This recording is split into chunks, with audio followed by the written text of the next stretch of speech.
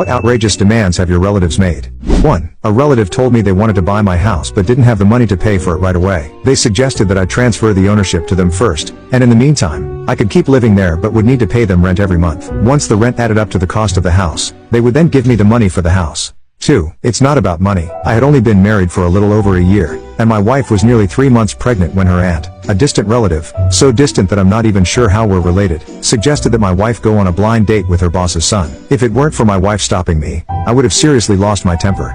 3. Someone in my village heard that I was studying computer programming and asked if I could write a software program to transfer money from the bank into their own account. I was stunned into silence for a good 3 minutes before I could even respond. 4. It wasn't a relative, but my own father, who asked me to take out a high-interest loan to help his friend with some financial trouble. After I hung up the phone, I took a leave of absence from work, bought a train ticket, and went home. If my mom hadn't stopped me, I would have cracked my dad over the head with something. After pressing him, I found out he had already borrowed $10,000 from my aunt to help his friend. I dragged him to his friend's house, got the money back, and returned it to my aunt. I also gave my aunt a piece of my mind. She's a widow, and her only son had died suddenly at 30. Instead of guarding her savings, she risked it all to help my dad's friend. Absolutely reckless. That evening, I called all the relatives, telling them that my dad had fallen for a pyramid scheme and warned them not to believe anything he said about money. If they got tricked, they could deal with it themselves. I wasn't getting involved. I took the early morning train back to work. This happened in 2015, and I had only been working for a few years at the time. As my mom put it, she had never seen me so angry, cursing so loudly, and I even smashed 2 cups. She said I was no longer the obedient child she knew, but at least she wasn't worried about me getting bullied while living alone anymore.